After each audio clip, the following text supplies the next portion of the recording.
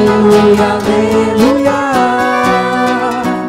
Aleluia, aleluia.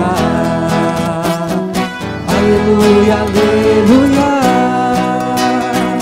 Aleluia, aleluia. Aleluia, aleluia. Aleluia, aleluia. O Senhor esteja convosco. Ele está no meio de nós. Proclamação do Evangelho de Jesus Cristo segundo Lucas. Glória a vós, Senhor. Naquele tempo, o tetrarca Herodes ouviu falar de tudo o que estava acontecendo e ficou perplexo porque alguns diziam que João Batista tinha ressuscitado dos mortos. Outros diziam que Elias tinha aparecido. Outros ainda que um dos antigos profetas tinha ressuscitado. Então Herodes disse: eu mandei degolar João. Quem é este homem sobre quem ouço falar essas coisas? E procurava ver Jesus. Palavra da salvação. Glória a vós, Senhor. Reverendíssimo Padre José Alain, cura de almas desta igreja paroquial, meus irmãos e minhas irmãs que nos acompanham pelos meios de comunicação e aqueles que estão aqui na igreja compondo esta liturgia. Nós encontramos na palavra de Deus uma frase que deve nos indicar como que um mapa a centralidade do evangelho que acabamos de escutar. No final do versículo, o último, a palavra nos diz que Herodes procurava ver Jesus. Ora, Herodes era um homem munido de muito poder, e então nós encontramos algumas motivações que faziam com que Herodes quisesse procurar saber de quem se tratava aquele homem.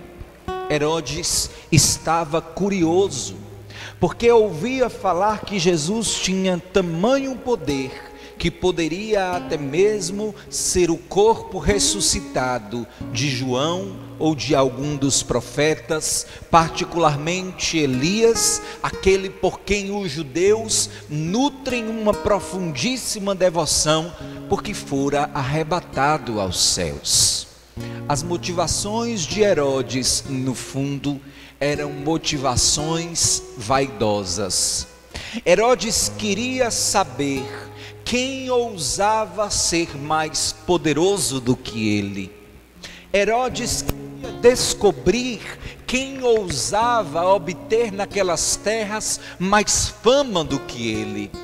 Herodes queria saber quem era esse Jesus que chamava a atenção e trazia em si um poder sobrenatural a ponto de ser confundido com os poderosos personagens da Sagrada Escritura do Antigo Testamento ou com os seus contemporâneos. As motivações de Herodes eram, portanto, motivações ilegítimas, vaidosas, que terminariam em pó. E ainda que visse Herodes a Jesus, no contexto desse evangelho, nada lhe diria o Senhor. Nada por ele faria o Senhor, porque não havia nas suas intenções pureza de coração. Meus irmãos, é preciso então, sobretudo no contexto que nós vivemos de pandemia e isolamento social, perguntarmos-nos por que queremos ver Jesus. E esta igreja que não abre definitivamente, e as nossas atividades pastorais que não voltam ao seu vigor, e nós procuramos ver Jesus, e nós queremos vir para a igreja, e nós queremos procurar o Senhor. Perguntemo-nos, pois, quais são as nossas motivações? Porque existem aquelas motivações ilegítimas, como a de Herodes, e eu vou dizer algumas delas. Eu procuro Jesus porque preciso de um milagre. Eu procuro Jesus porque eu quero ver se o Senhor irá ou não me proteger desta doença que está matando tantas pessoas. Eu procuro Jesus porque eu tenho uma listinha de necessidades que precisam imediatamente serem obedecidas pelo Senhor, e eu preciso então buscar o seu altar para, na sua presença, apresentar as obrigações que Jesus tem comigo. No entanto, existem aqueles que procuram Jesus porque o amam, que estão com saudades de Jesus, porque compreendem no altar da Eucaristia que Jesus salva a humanidade, e nós não podemos sobreviver 6 meses, 7 meses sem a Eucaristia, porque ela mantém de pé a nossa alma, e o meu coração se vai tornando, portanto, tal como um coração apaixonado, saudoso pela presença eucarística do Senhor, porque assim como a corça suspira pelas águas, anseia a nossa alma pelo Senhor, porque tal como terra seca, a nossa alma precisa das chuvas do Espírito para banhar-se diante da presença de Deus e ser então purificadas dos seus pecados no sacramento da confissão, quando nos submetemos e nos humilhamos diante do Senhor para reconhecer que nós nada possuímos a não ser uma pequenez que nos dá acesso à grandeza de Deus. E eu oro como ministro da Igreja do Senhor, para que seja esta a razão que motiva o seu interior a procurar Jesus. A procurar Jesus que neste tempo estava escondido nos nossos quartos, porque não podia ir à tua alma e visitar o teu coração com a profundidade eucarística incomparável, mas ali estava o Senhor em espírito. Oxalá seja a tua busca pelo Senhor uma busca tão sincera, capaz de atrair o coração de Deus. Meus irmãos, se aquilo que fazia com que Herodes procurasse ver o Senhor fosse uma razão de amor, o próprio Senhor se sentiria atraído a ir ao seu encontro. Vejamos aquela passagem em que morreu uma mulher, estava vindo o sepultamento, Jesus perguntou de quem se tratava, então relataram para Jesus que era uma mulher viúva, que possuía somente aquele filho. Jesus compadeceu-se, parou o enterro e disse para a mulher: toma o teu filho pela mão, porque Jesus foi capaz de compreender o que viria a significar a solidão daquela mulher, e era preciso que o Senhor se movesse em compaixão ao seu encontro, porque ela precisava ser amada, porque ela precisava ser experimentada e visitada na dor de sua solidão.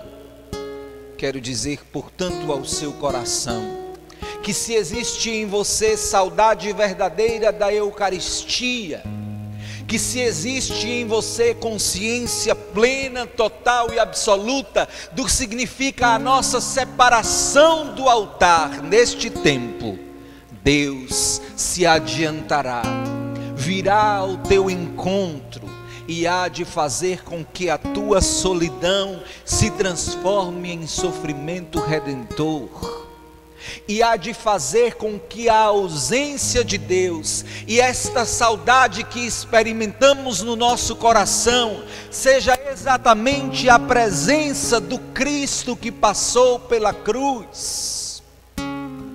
É preciso que nós compreendamos que a pedagogia de Deus não é igual à pedagogia dos homens. Se o Senhor permite que nós passemos por este tempo de prova, é porque nos quer redimir. E como nos tem redimido o Senhor? Quando os sacerdotes, muitas vezes sozinhos, e eu partilho com cada um de vocês, dentro do quarto, rezam a Eucaristia. Por que, Padre, dizes isso? Para envaidecer-se por rezar a Eucaristia sozinho no quarto, enquanto nós passamos saudade, fome e sede da ação libertadora do Senhor? Não, mas para que você saiba que pelas minhas mãos e voz sacerdotal você está sendo salvo, e Deus na sua casa está indo ao seu encontro, porque o sacerdote oferece a Eucaristia não por si, mas por si e pelo povo santo de Deus. E que alegria será quando aquele cordeiro que é levado e imolado por nós, de maneira eterna e presentificada sobre o altar, puder novamente ter sua carne na boca dos homens, para que eles experimentem o sabor da salvação que tem uma hóstia consagrada. Herodes não pôde experimentar o sabor da salvação. Não pôde sequer olhar nos olhos do Salvador naquela ocasião. Nós, ao contrário, temos a graça de conhecer Jesus e de ter comido da carne do Cordeiro, porque procuramos ver o Senhor, não pelas vaidades que nos movimentam, mas pela sede, pela sequidão, pela aridez em que vivemos. O Senhor, então, se adianta e vem ao nosso encontro. Unamo-nos, meus irmãos e minhas irmãs, em espírito e comunhão, a todos aqueles que não têm oportunidade de comer da carne que salva, para que sejam salvos pelas missas que os padres no mundo inteiro oferecem, para sustentar esse mundo, não por sua ação, mas pela mão poderosa de Deus, que tem a sua ira aplacada pelo sacrifício do Cordeiro imolado, que na ação da Igreja continua a oferecer-se ao Pai no altar. Amém.